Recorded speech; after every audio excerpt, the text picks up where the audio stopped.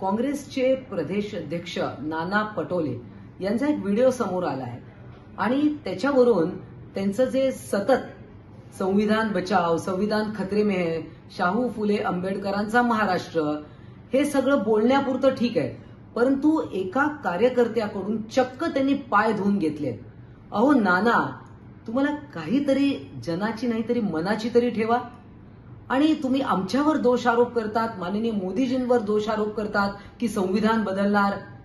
हेच तुमचं एका व्यक्तीबद्दलचं प्रेम किंवा माणुसकीला मी तर म्हणते काळीमा फासण्यासारखं आहे की तुम्ही एखाद्या कार्यकर्त्याकडनं पाय धुवून घेताय. तुम्ही त्याला थांबवायला पाहिजे होतं. किती त्या कार्यकर्त्याचं तुमच्यावर प्रेम असलं आणि तरी तुमचे पूर्वी पण असेच फोटो आलेले होते हो, कुठल्या तरी महिलेने पाय धुतल्याचे वगैरे, लोक विसरत नाहीत.